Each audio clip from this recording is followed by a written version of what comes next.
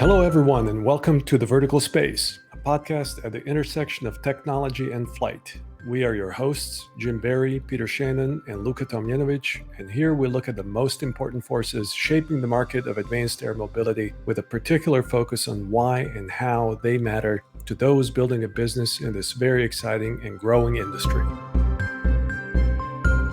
Today, everybody thinks it's normal to go on an OTA and put three-letter code origin, three-letter code destination, all of that.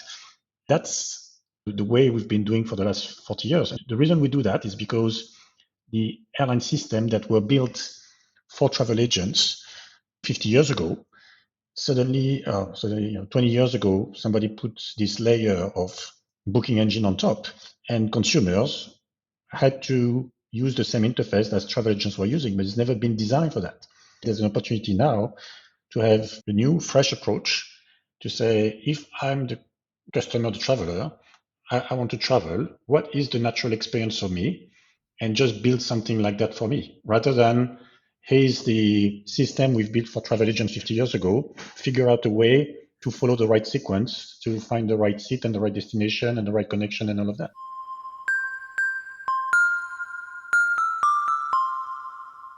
Hey everyone, welcome back to The Vertical Space for a conversation with Eric Leopold, a longtime veteran of IATA, the International Air Transport Association.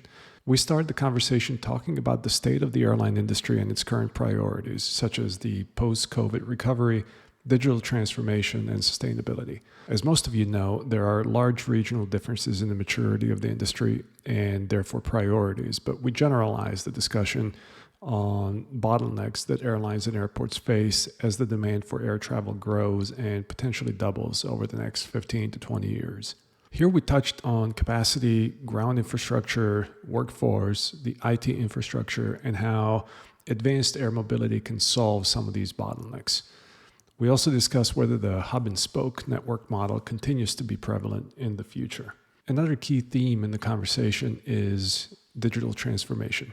What are the opportunities on the business side and on the operational side, and how airline and airport CIOs are thinking about prioritizing their budgets across projects. Part of the discussion is the role of generative AI in the travel experience. For instance, instead of going to an online travel agent to buy your ticket, Eric suggests we might be able to buy our flight in a supermarket or a bank or any other retail location for that matter.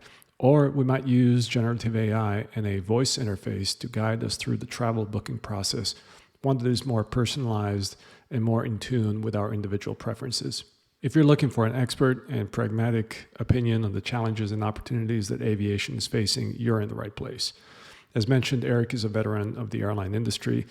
At IATA, he held numerous roles in strategy, digital transformation, and standard development over the span of 15 years. His last role was Director Industry Strategy, focusing on the restart of the air travel industry after the COVID-19 pandemic. Prior to this role, Eric was the Director Transformation for Financial Distribution and Data Services. His team led the transformation agenda for the air travel industry, including change programs and industry standards, such as the New Distribution Capability, NDC. Eric championed the digital airline vision, enabling airlines to become digital retailers and efficient financial organizations. Eric is now the founder of Threedot, a consulting firm providing services to the travel and tourism industries. Threedot advises all companies, including airlines, airports, travel agencies, travel tech, investors, on their strategy for innovation, growth, and transformation. Eric holds a Master's of Science in Electrical Engineering from Central Supélec, a Master of Science in Computer Science from Georgia Tech, an MBA from ESSEC, and a diploma of the Advanced Management Program in Air Transport from Nanyang University. Eric is married, has 2 daughters, and lives in Geneva, Switzerland. Enjoyed the conversation with Eric after a brief sponsor message. This episode of the Vertical Space podcast is brought to you by Avionics. Avionics is the leader in low size, weight, and power certified avionics for manned, unmanned, and advanced air mobility aircraft. Let Avionics help you achieve your goals, whether that be type certification, airspace access, or beyond visual line of sight operations. Avionics has certified and certifiable communications, navigation, and surveillance avionics for your aircraft. So head over to uavionics.com or Google it to see how you can start flying safer and move your platform forward into shared airspace.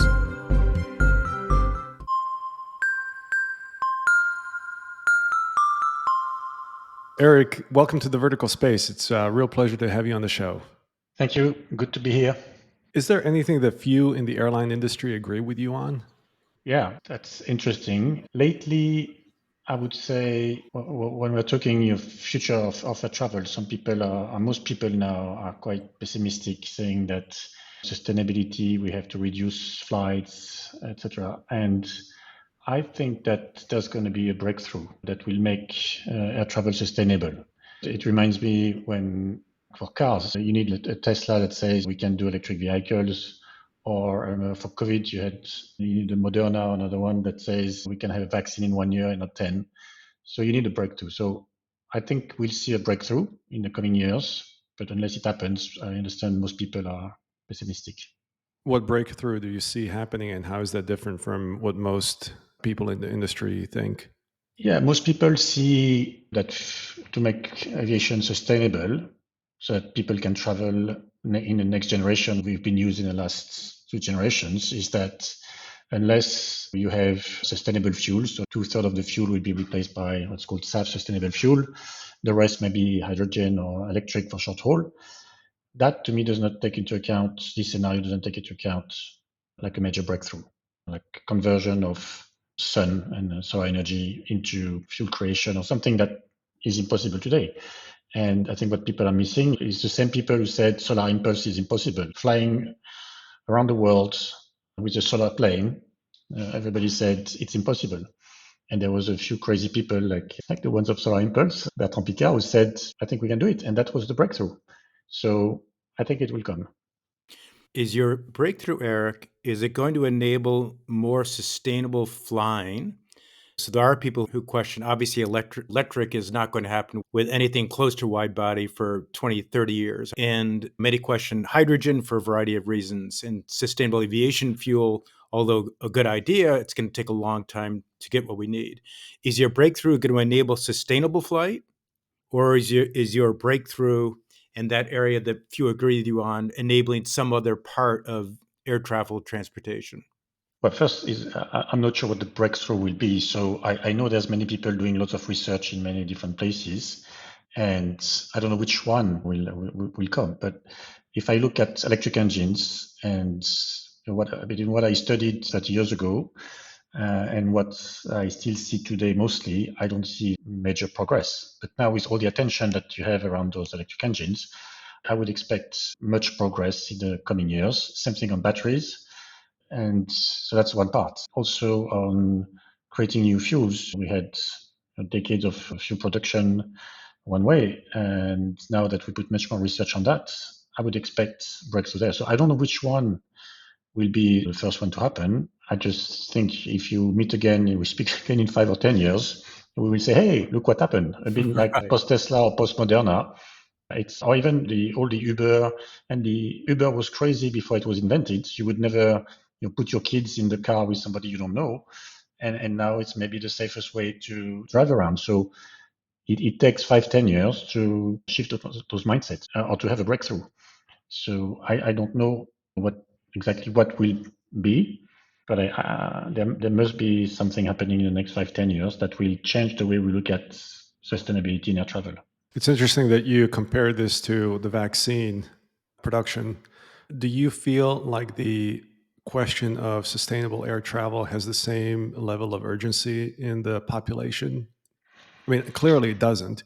So the question is, humanity put their brains together when there was an existential threat, which in this case is probably not at that magnitude. Yeah, you're right. The RNA and all the things existed before, but there was no appetite politically, etc., to take any risk and fast track adoption. And of course, COVID accelerated that. So there's probably not the same sense of urgency for sustainability in air travel.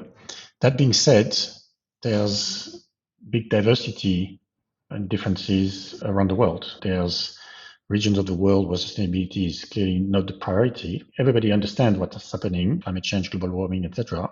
But it's a matter of priority. And I think it's in the regions of the world where sustainability is on top of the agenda. That's where you will see most of the funding and research, etc., going into that area. Because when they look at the benefits and costs of aviation, benefits are huge, but costs, environmental costs are huge as well. And unless we mitigate that, the cost will be higher than the benefits. And it's true in some parts of the world, there may be decisions to say aviation is too costly, so we should decrease it or stop it. I'm sure we'll come back to that in a moment. But before we do, let's just frame the conversation with your assessment of the state of the market for airlines and airports, if you would. The state, of course, the big topic in our, I call that sector, if you want, of aviation, is the post-COVID recovery. And that's the big topic. Demand is back at end of 2019 levels. So that's the big topic. What has changed, I think, there's some safety incidents that are happening and that are quite worrying for, I think, people who are watching this closely, but even for the general public. There's, I think, a growing and bigger focus on sustainability, as we just discussed. I think even before COVID, we were still talking about greenwashing, lip service to that. I think now we've moved into real plan, roadmaps, etc. Also the regulatory side, governmental side, funding, production of SAF, etc. So that I see like a real topic now. What's common with other sectors I see is digitization, right? What happened during COVID, many people went online and remote work and all of that, everything has been digital.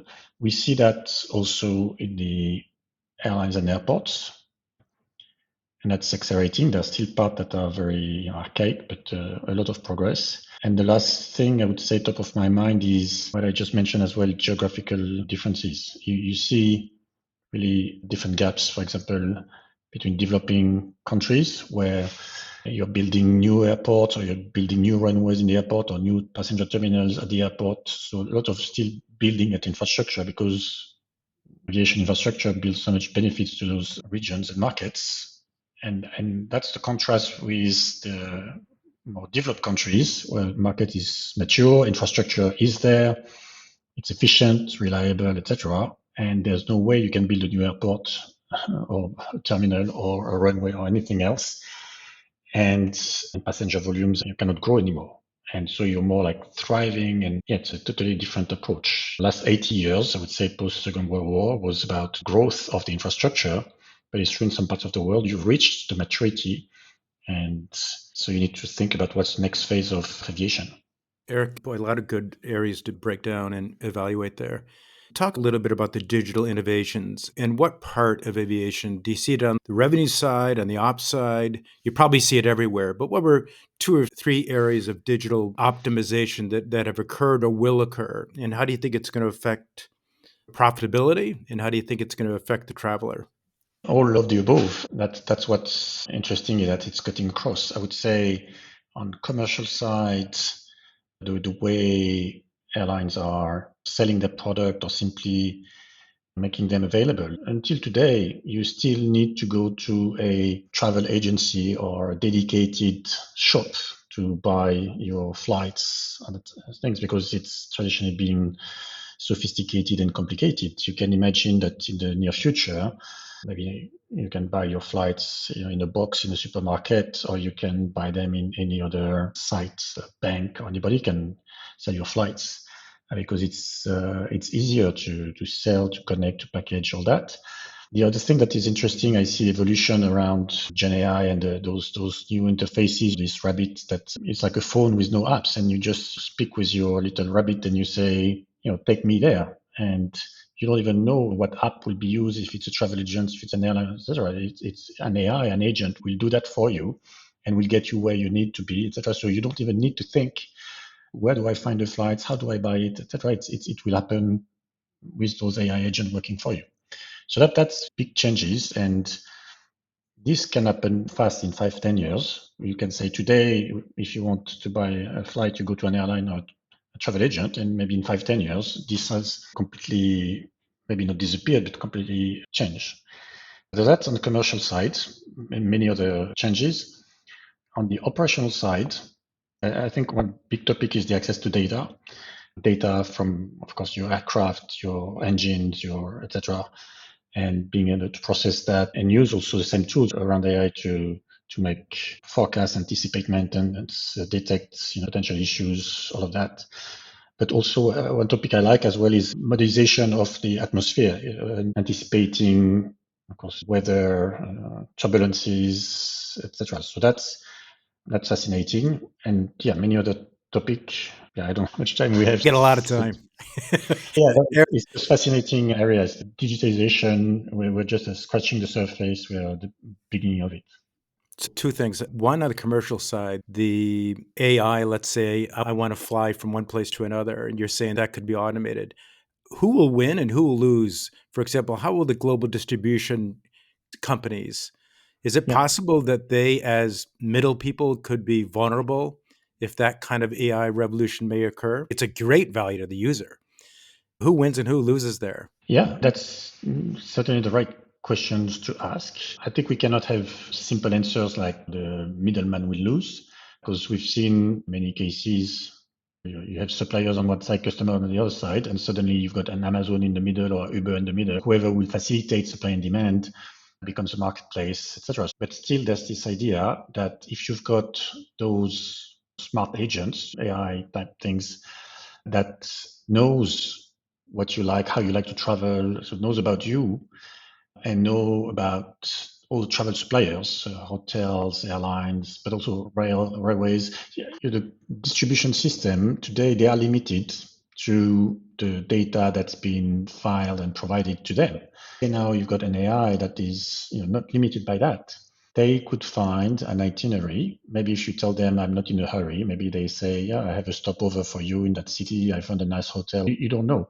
So I'm just curious to see how this will develop and what will be the new experience. Once you have some use cases, then you can see, and it could be business travel, it could be others, because you see the pain when you travel for business. You see the pain in booking the flights, in changing the flights, finding the hotel, all of that. Yeah, Eric, I've been looking at the rabbit too online since this thing was unveiled.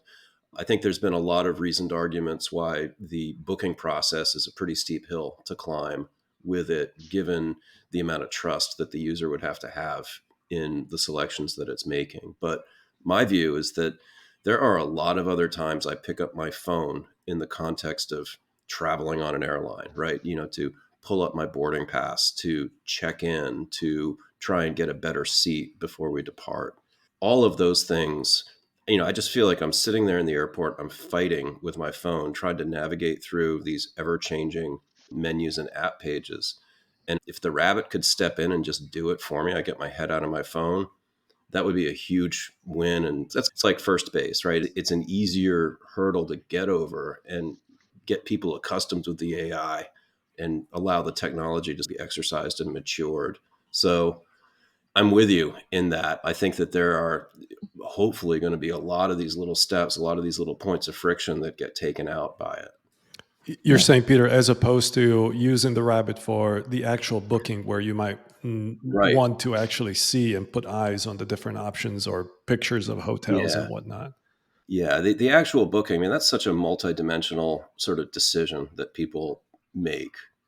And there's a lot of stuff that the rabbit wouldn't know. It wouldn't have that contextual awareness of everything that goes into selecting the flight. But there are these other things that are so painful and so tedious with the phone. If the rabbit could just step in and do it, that would be awesome.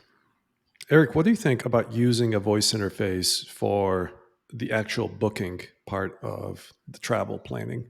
Yeah, if I take one example here, SeatGuru, it's nice. You just need either the app or know how to use it, and again, input your flight details and look at different configuration. All of that is painful. Now, either you have a travel agent who knows all that stuff, fine, good luck, but some do. Or I say, call it Rabbit, call it Siri, call it any of those AI. And if you train them well, so there will be like I remember speaking with the guys at Alexa. They said, I don't remember how they call it, like a skill. There will be a skill in Alexa that understands travel experience. It's trained and it will go through Seat Guru. It will go through all of that. It will learn your preference, etc. And it will help when you're doing the booking. And maybe some people will say, I still want to do my booking and see the seats and see options and see fine.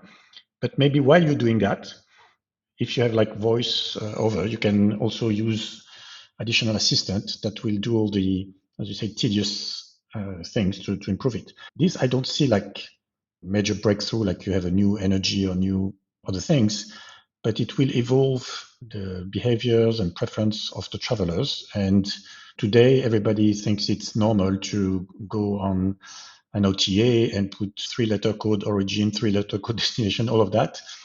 Yeah, the way we've been doing for the last 40 years. The reason we do that is because the airline system that were built for travel agents 50 years ago, suddenly 20 years ago, somebody put this layer of booking engine on top, and consumers had to use the same interface as travel agents were using, but it's never been designed for that.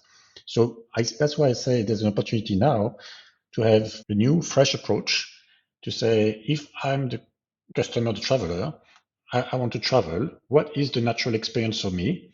And just build something like that for me, rather than, here's the system we've built for travel agents 50 years ago, figure out a way to follow the right sequence, to find the right seat and the right destination and the right connection and all of that. I heard Right. Eric Schmidt speak a couple of years ago, and he was talking about when I wake up in the morning, I can say where I want to be able to go. It'll know the delays, it'll know the traffic, it'll automate the entire process. So let me ask you this. Who is most likely to develop this? And then who's most likely to be harmed from it? You've already said you're not sure, but let's face it, there's a lot of organizations that make money from that friction. There's a lot of organizations that make money at each step of the way. If we don't want to talk about who will be harmed, who's most likely to make that innovation, do you think? It's the Apple and Google of the world, who've got the maps, they've got access to data, they've got all of that. I think that's it. The only reason most people would give you that answer, to come back to your first question, maybe I have a different answer. I think those Google and Apple, they focus for the right reasons on more generic approach. They give you a map, they give you something generic. But I've never seen them really focusing on travel, the travel experience, all of that, because it's a niche if you want, and it's complex and it's etc. I still see an opportunity for a new brand, a bit like an Uber, Airbnb if you want, that would come, and the opportunity you have, something I believe since I was working at IATA, it's a digital identity. When you travel long distance abroad, cross border, your identity is key if you want, because you need to identify yourself at the airport, with the airline, through immigration, all the time. So that's the one thing you need with you. If this key, this identity, that could be what is going to be what everybody has when they travel, and if you find, could be again an agent, an AI agent managing your identity, from there you can build on that. You say, now I know who's traveling, and I know how to contact you, and I know your trips. Then I can start anticipating disruptions. I can anticipate all of that by connecting to all the parties, and I centralize. Remember App in the Air? That was that type of disruptive app. The App in the Air could have been that, and there's others apps like that could be the breakthrough I'm talking about. Like suddenly all international travelers, they say, hey, that's the key to have a smooth travel experience. Eric, do you think that this is necessarily going to be a new entrant in the industry that brings this technology to market? I guess, and based on my experience, is that it's easier for new entrants to innovate and go across what they do. I see airlines, it's very difficult within an airline to rethink different activities on an airline. Whereas even if you're Apple, you say, I make computers, but tomorrow you can make movies, or if you're Amazon, you can make whatever you want. Right. You're not limiting yourself in one sector. Whereas airlines, apart from AirAsia, tend to say, I'm an airline, so I'm in the business of flying metal tubes. And except AirAsia, who says, yeah, I can deliver food as well. I can be a bank. So that's why I say I don't see airlines doing it. Digital companies, even the innovative ones, again, Apple, Google, they are. It's not because Google want to do social media that they are good at it. So and there are limits. So I think the best way is to find a few innovative people, put some capital behind, and build something scalable. That's how I see, again, all the examples we know. I mentioned Tesla or SpaceX, or Airbnb and Uber. Or we have like 2 decades. We have lots of good examples of you start from scratch, you build a thing that people need and want, and in 1 or 2 decades you bring it to maturity. So that's what I see coming. That's what I call the breakthrough. And we've seen a lot in the last 10, 20 years enabled by technology. There will be a lot. And like all the eVTOLs, all those new electric aircraft, vertical takeoff landing, maybe it's going to be Airbus, Boeing, or NASA, but again, they've got lots of other issues. So I guess we will see one of the new entrants, one of the new players having a breakthrough and building the one that has good batteries, good efficiency, low noise, good range, all of that. And you say, wow, that's good. Whether they will be Right. acquired by somebody else, that I don't know. There's not many who say I go from 0 to 1 trillion all the way. But that is, I think innovation usually tends to come from innovative companies that don't have all the bureaucracy and burdens of all the big companies.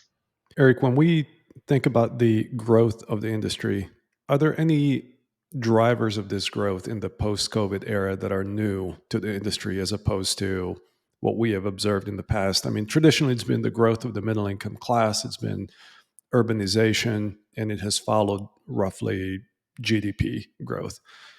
Is there anything different outside? Let's park the decarbonization topic aside, but any other new drivers that are impacting the industry?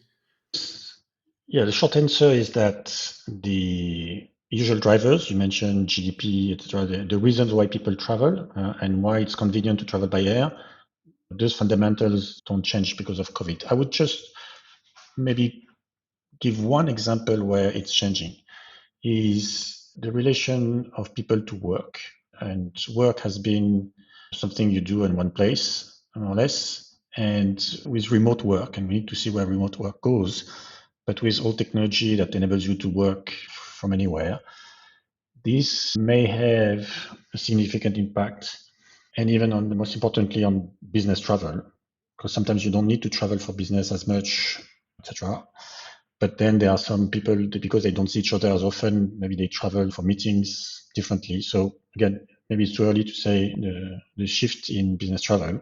That would be something that's different post-COVID, because the relationship to work, where you work, remote work, has changed. But for the rest, I think fundamentals have not dramatically changed to COVID. I mean, not impacting the growth. What is impacting the growth, as I said before, is that I think we've reached in some markets, not completely, but at least the infrastructure that was growing. If population is not growing anymore, why grow the capacity if your GDP not growing as fast as before, and population is not growing, etc. Aviation is moving people and goods.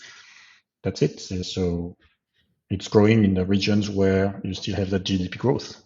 Right, but arguably people in those other regions want to come and visit as well. So you end up perhaps having an infrastructure problem.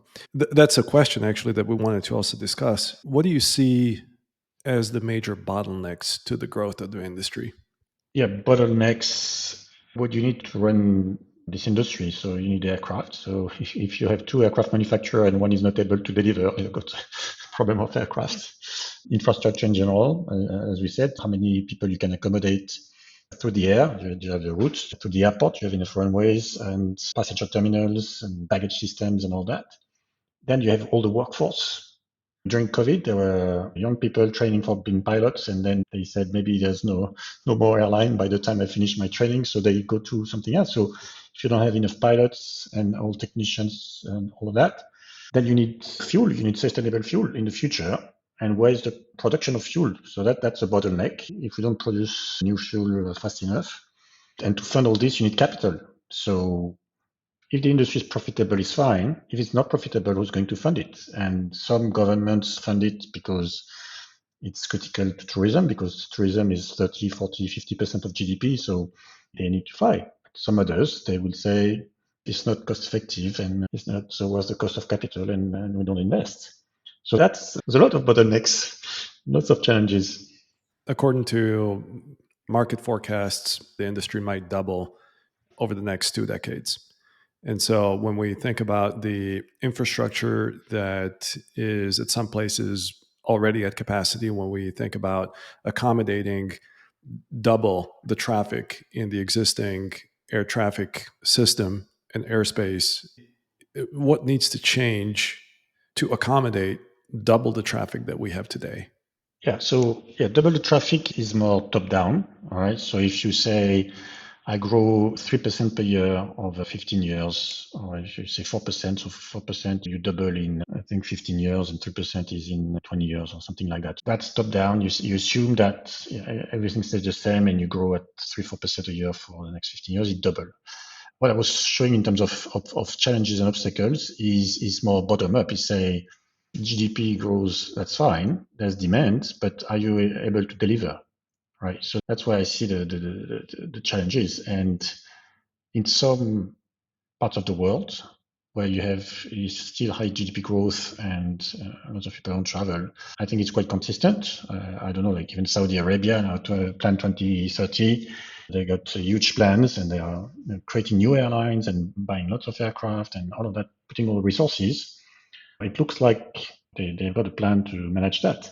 Indeed, I'm more concerned in some parts of the world where aviation is more mature. There's no new terminal, no new runway, no new nothing. But still, there will be a growth in demand. But is it a big issue? No, I think if you have already some airports that are saturated, and what will happen is if demand is higher than supply, then fares will go up. And a bit what we see post-COVID, why the fares are up, is because demand is big after COVID. Most people want to travel again, and supply is not there because not all the aircraft and crew and everybody is back there. This, I think, that's how it will regulate. I don't see fares going down in some parts of the world. And Eric, some of these locations you're talking about where there's demand is exceeding capacity almost today are some of the same areas where the advanced air mobility companies want to be able to concentrate their services. And there's a perception that we're not going to get in the way of the existing demand for commercial air traffic in these areas, but they are. With today's air traffic system, and we heard Paul talk about where we're at capacity today with air traffic, and then you want to introduce eVTOLs into these very busy corridors. So this will all have to play together, and there'll have to be some breakthrough on the air traffic control and air traffic management side, you would think, to be able to accommodate it. Yeah, that's definitely an area where you need to break through because air traffic management is built for certain types of aircraft and pilots, etc. Once you have new aircraft where either remotely piloted, pilot is not in the aircraft, or even autonomous aircraft, there's no pilot. All that, you don't have an infrastructure that's ready. If you have more companies going to space and crossing the space where aircraft are flying, you need also to accommodate all that. So there's many changes. Are we ready today? No. Is that a challenge for the next 2 decades? Yes. And I agree. Yeah, where the market is for all those new electric aircraft, short haul, that's definitely where you have the most crowded place, more mature, what time is of the essence. And what's interesting is that the aircraft that are electric, the eVTOL, there are some hybrid, but the electric one, they have a proposition as well in terms of sustainability that's much better acceptable by the public in those regions. So that's an evolution. But the number of challenges is still big. It'd be interesting. Some of our guests have argued, Eric, for some of the value of advanced air mobility is that the regional airports around these big hubs could act as ways of distributing that traffic to the regional airport. And even though today it's a less convenient airport than what the major hub would be, with advanced air mobility, because of its speed and because of its ease, let's put cost aside for a second, it's possible that you could spread load some of the demand of these big airports to the regional airports.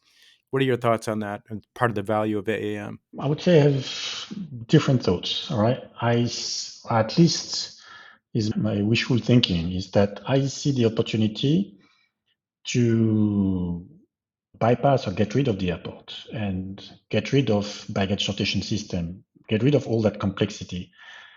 I'm assuming that those new type of aircraft will be smaller, more agile if you want. They don't need a runway.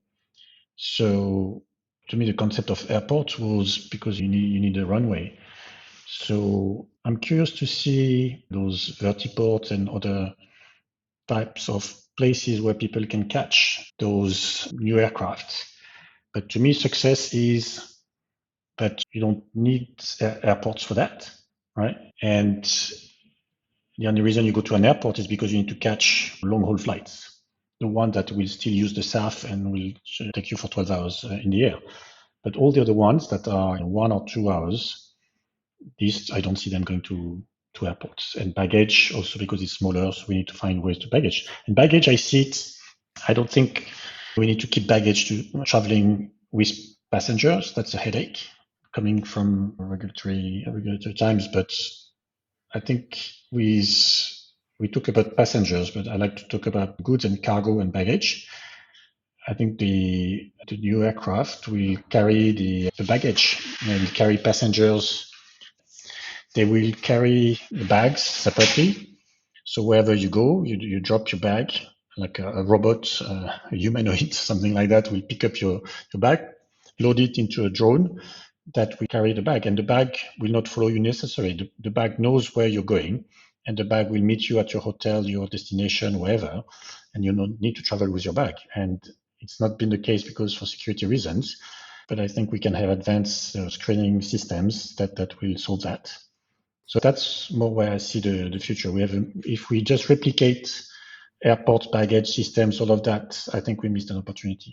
Eric, the technology community, a lot of people who are working on these technologies think about the hurdles to adoption primarily as other technology hurdles, whether this is how we are designing new AAM vehicles and the routes that we want to prioritize for their early deployment, or whether it is strategies that we're pursuing for decarbonizing aviation and the changes to operations and infrastructure that would take place commensurate with that.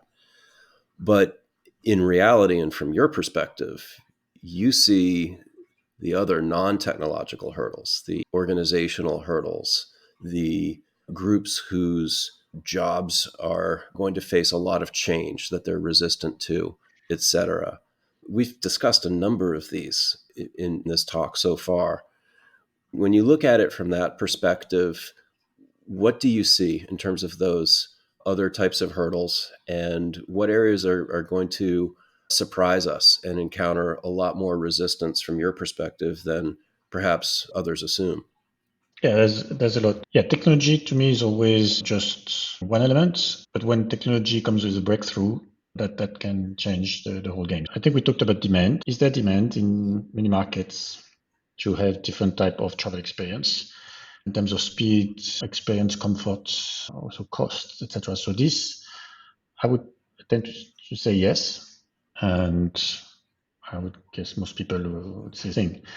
Talking about hurdles, I can see how regulation is going to be a hurdle. Now, I don't see that as a negative. All right. So what I mean is that the day we manage to have the regulation in place, it's going to accelerate. I remember before GDPR, there was no regulation on data and you could do anything, but I think was not good. And once you clear rules, then everybody can play and it can accelerate the spread.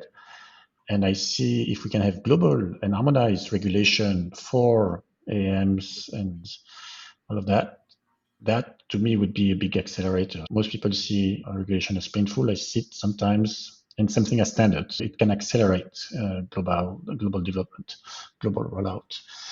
I see a lot of innovation, and where I see a challenge, it's bridging innovation. So many innovation in airframes, engines, batteries, everything, but bridging them with operators. And by the way, who are going to be the operators of the AMs? Is it going to be airlines? Is it going to be the aircraft manufacturers themselves? Remember when Tesla created Tesla and they say the robotaxi, we are going to operate the taxis because they can automate themselves and drive themselves. So if you're a manufacturer of drones, are you going to become the operator of the drones, or will there be other operators?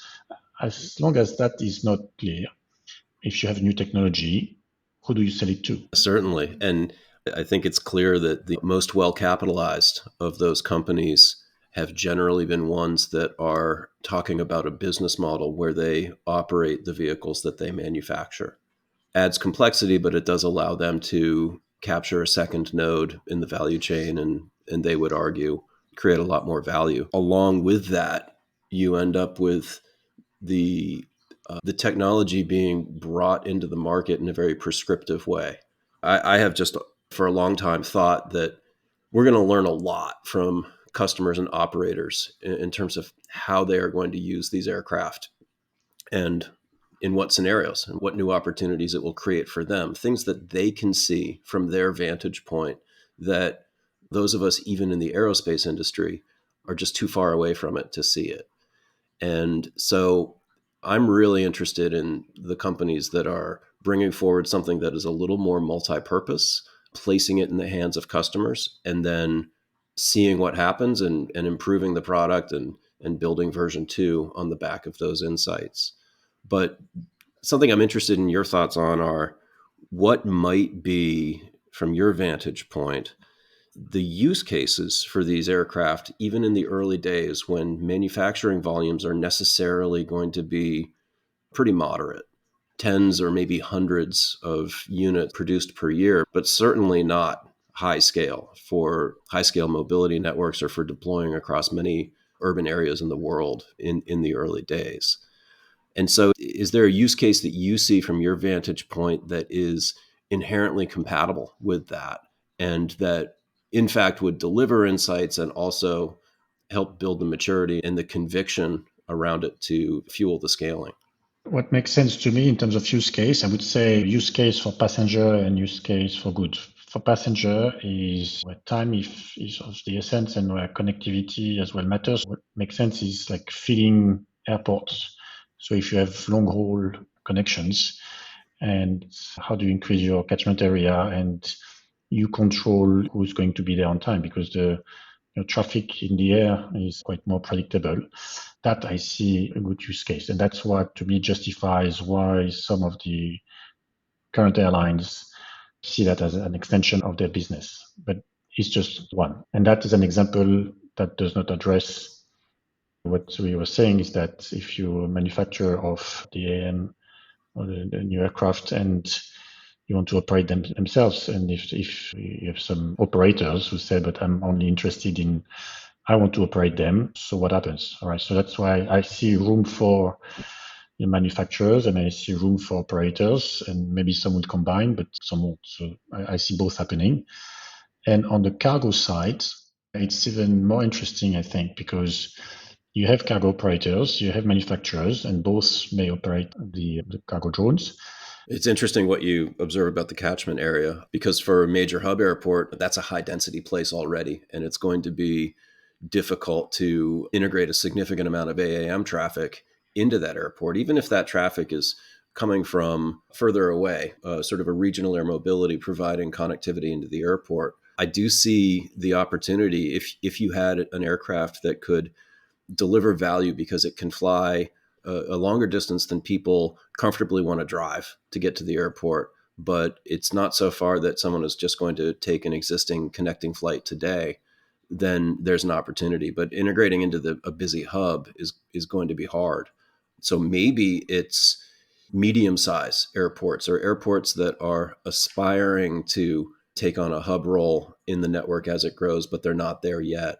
And they want to serve a larger distance around them in that area, or there might be bodies of water or other geographic hurdles that make it harder to access that airport from a wide range of areas via car. Maybe that's the early sweet spot for where to sort of build the repetitions and the experience with these operations rather than doing it in, like New York or other giant cities. Yeah, I'm curious as well. I see it happening in New York. I mean, because it's congested and traffic is an issue, and you want something, predictable, reliable to go to the airport.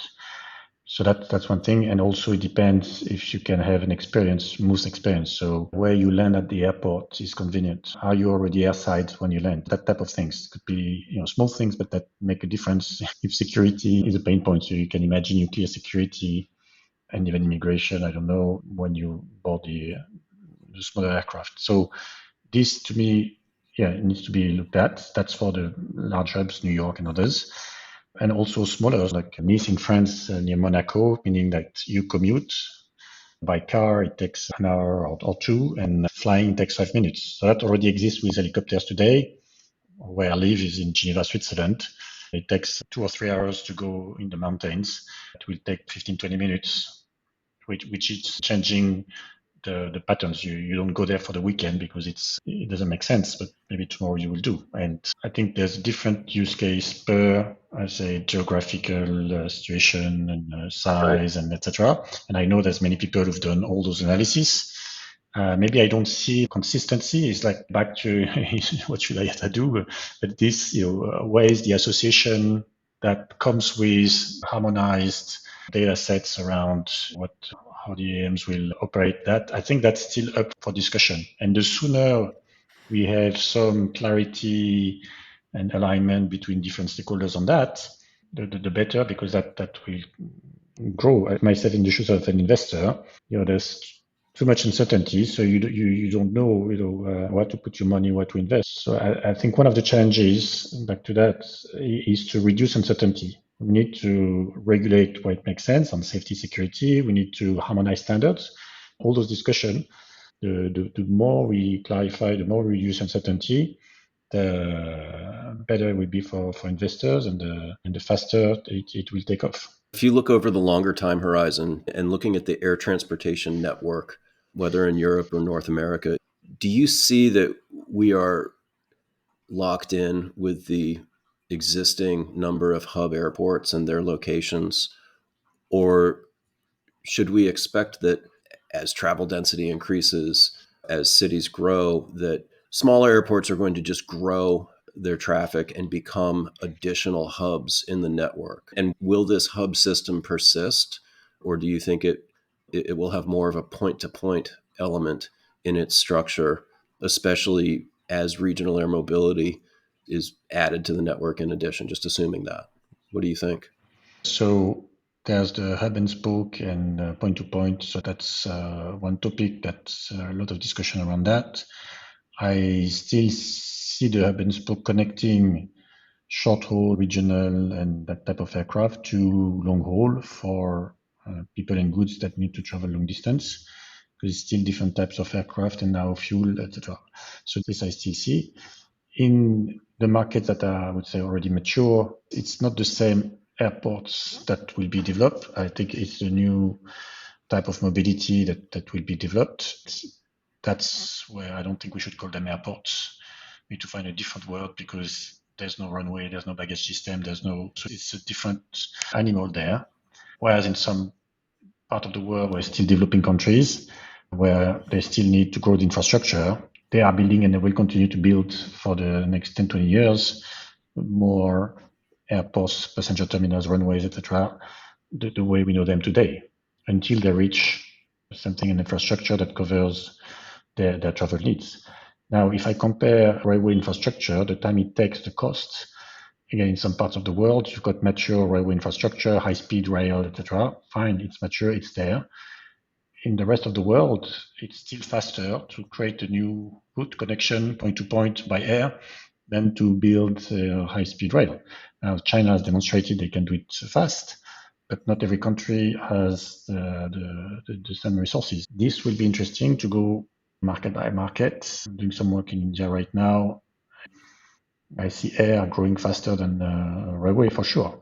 And new markets like Saudi Arabia and others will be interesting to see if there's a coordinated plan to grow roads, rail, and air in a coordinated way, and transport, or is it going to be chaotic at different speeds? So all of that And I don't have the answers, but that's all the topics that I'm interested in and watching. Let's talk about digital transformation. Eric, how do you see the state of digital transformation of the airline industry? How far is the industry in this process? What's proving to be easy? What's more difficult? That reminds me of a project. It was just before COVID. It was digital maturity of the airline industry. Because in one of the meetings, we said, but how mature is the industry? And how do I know if my airline or my airport is more digitally mature? And what's the end game? How do I know that I'm 100% digital and stuff? What's a digital airline? So all those questions, we had no answer. So we said we're doing. To my knowledge, it still doesn't exist. So I don't have the answer. But I remember when doing the exercise, yeah, you clearly have industry agenda in terms of digital transformation. What are the top 10 things to do if you're an airline? And if you're a CIO, where do you put your money in the next 5, 10 years? So yeah, this exists. In my previous life, I was running the digital group in IATA. So it was 15 CIOs of airlines. And that's exactly the topic we discuss is what are the priorities that are valid for the airlines in terms of digital transformation. But the name of the group was the Digital Transformation Council. So that was it. So, what are you hearing from the CIOs at airlines and airports? How do they view the priorities in terms of allocating capital? I still do that now, interviewing them and looking at that. So you still see differences between regions, between size of airlines, etc. So of course that varies, but overall you can categorize different ways. But I would say there's something we touch upon. So there's everything on the commercial and customer side. How do you make the experience better? How do you sell more? How do you grow revenue, etc. So there's a lot around, and we talked a bit about retailing and talked about identity. We didn't speak, for example, about virtual interline, but how do you connect all the different modes of transport? And that will be true as well if you have different type of operators that are created. So that's interesting. And data, we talked a little bit, but all data analytics, AI, all of that. So that's interesting. So that's all on the commercial customer side. Yeah. Sorry to interrupt you, Eric, but do you mind going just a few levels deeper and maybe give some more concrete examples? Sure. Yeah. So first topic was the retailing part. So it was how do I sell more and better? What we mean by that is, airlines have more or less fixed assets. So you have this number of aircraft and seats, this number of rotations. So how much revenue can you generate per seat? More or less, all right. That has not been a question for a long time. It was regulated, but in the last 20, 30 years, and with the low-cost carriers, etc., it's been now a race to say how much you can generate. And that's the growth of ancillaries, the unbundling of the products, and all of that. And I think we're just scratching the surface. It's the beginning. Other industries that are much better at upselling, cross-selling, and all that. And many industries are better also understanding customer preference or building subscription and many other things. So it's just the beginning of that. So that's, I would say, high level on the retailing side, generating more money per seat and per customer. The next one was digital identity. So I touched on that. What's interesting is on the ICAO side, so on the United Nations, on the passports, is the future passport. We had the basic paper passports, then we had the biometric ones, and now we are moving to not the virtual ones, but really the ones that you can put on your phone. All right, so you don't need any physical documents at all. So that will be interesting in the way to dematerialize the identity and how you can connect that with other forms of ID. Yeah, so that connects to loyalty, connects to payment, connects to many other things in the airline. So that's one big topic. Next one, yeah, we said interlining, virtual interline. So airlines are quite good, and they've been good the last 50 years connecting traditional airlines together. So you can buy one ticket from one travel agent on multiple airlines, and you pay once for one ticket, one currency, and you travel on different airlines from different countries with and your bag is going from airport to airport and all that. So that's what's called interline. So it's the equivalent of roaming in telecom or bank transfers in banking, etc. How to extend that beyond the traditional airlines to any other mode of transport. So that's an interesting area. And the last one was on data. Data analytics. So that's understanding customer behavior, and there's lots of things there, but also understanding all the flight data. What's amazing is the tracking real time of aircraft, how you see those pictures of 20,000 aircraft in the air at the same time, and how you have more and more data about flights, about passenger preference, and all the analytics and what you do to create better offers that are more relevant. Some people say, oh, you're trying to increase the fares. No, but increasing the price and the fares is supply and demand, but it's more, if you understand better what they need, you're going to make the right offer. If you know somebody wants to save time, you're going to sell something that saves time. Or if they want to carry luggage, you sell that. So how do you understand the travel patterns and the customer needs? Deck Ryan on our podcast thought that was one of the big opportunities for innovators, is the use of the data to better serve the customer and lower costs. Yeah, I fully agree.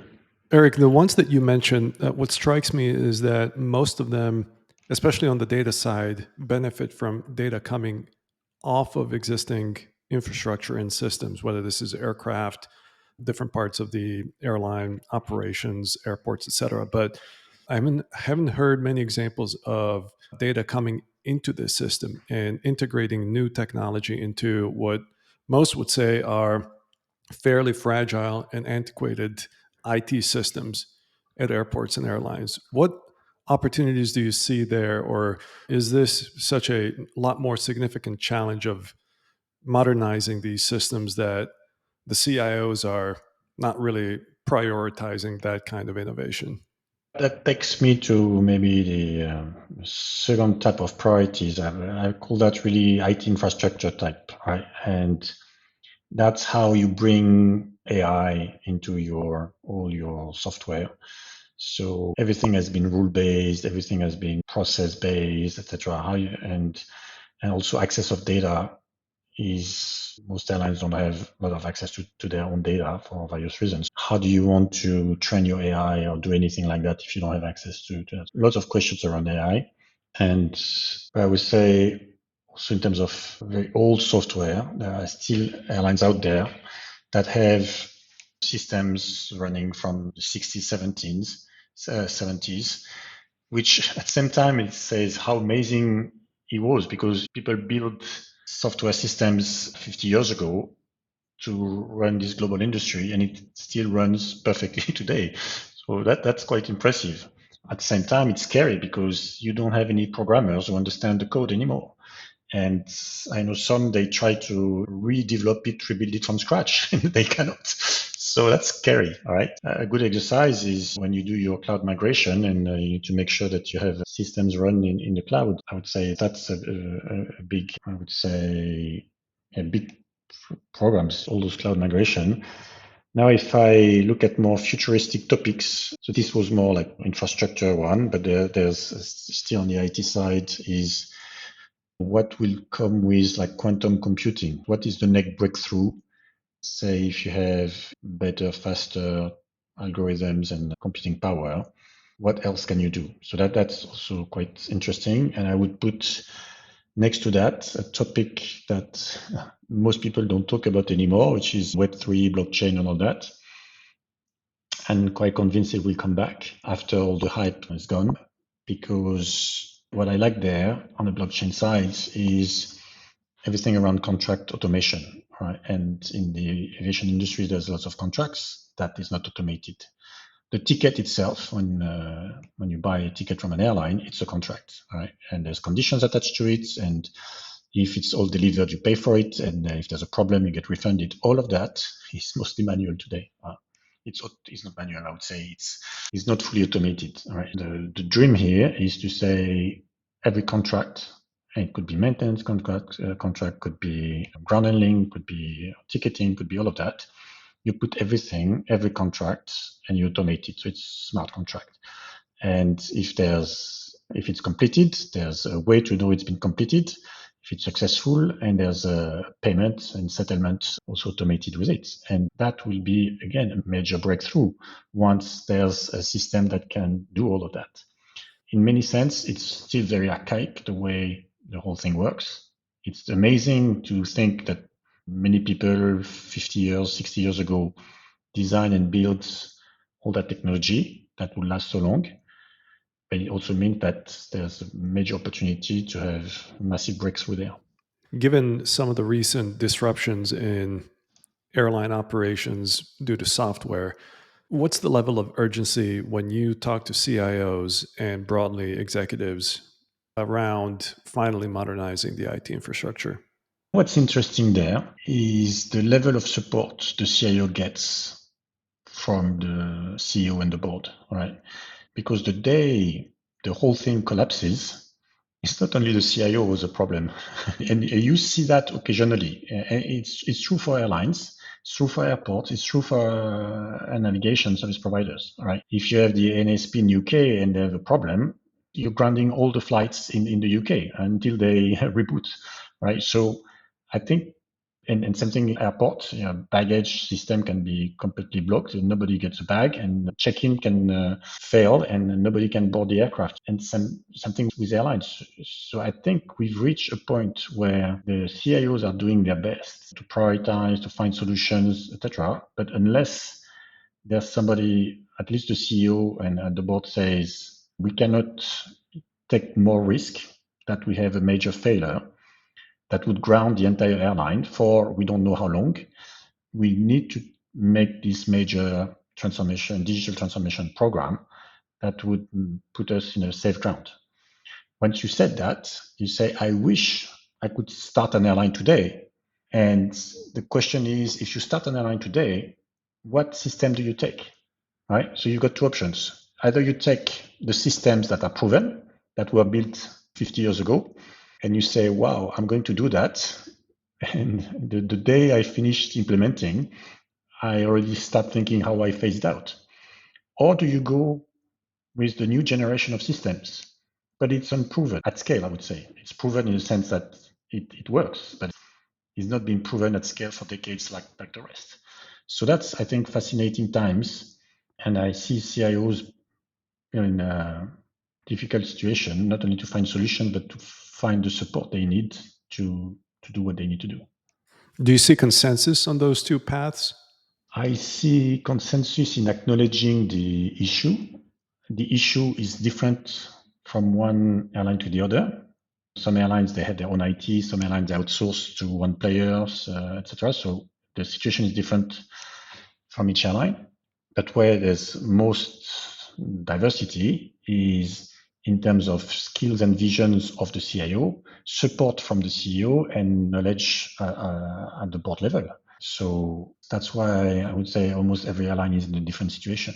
Correct me if I'm wrong, but I think that while you were at IATA, you managed a project to replace the boarding passes with magnetic stripes printed on paper to an electronic boarding pass. And that took about 5 years. What are some of the biggest insights from this project and something that you would advise entrepreneurs as they think about innovating in airlines and airports? Yeah, that was an example where somebody had the vision. It was not me. I arrived and I was told this is what you do, but somebody had the vision to say, what if we could dematerialize the boarding pass? And then we set, when we is the airlines and they were in the IATA, say, yeah, we think it's something we can do in 5 years. And it was a major opportunity for a lot of course, airlines and airport benefited, and travelers also benefited. Each time you have a barcode on your phone that is your boarding pass, and that comes from there. But also lots of innovators, the one developing the software, the one developing the scanners, etc. Once you have an entire industry that agrees on a new way of doing business or operating, it means that you're going to have hundreds and hundreds of customers around the world that need to comply with it. And it's compliance in the good sense, meaning that it's this project of the mobile boarding pass We estimated it was saving $1.5 billion every year to airlines and airports. All right, so you had a good reason to do that. So there was a very strong business case for that. So yeah, that's the advice: is keep an eye on any shifts in standards and technology that it's happening, because it means that everybody in the market will need to change their equipment or their software in the next 5 years. So thanks for giving me the opportunity to look at the big picture. Sometimes it's scary because you look at all the challenges that aviation is facing and you say, oh my God, it's going to be difficult. And also take the opportunity to dive into some of them and think positive. What we said about think differently and remember that there's been breakthrough and there will be more coming. And also see standards and regulation sometimes as the catalyst and the enabler for a lot of innovation. What's the one point that you would want the audience to take away from our discussion today?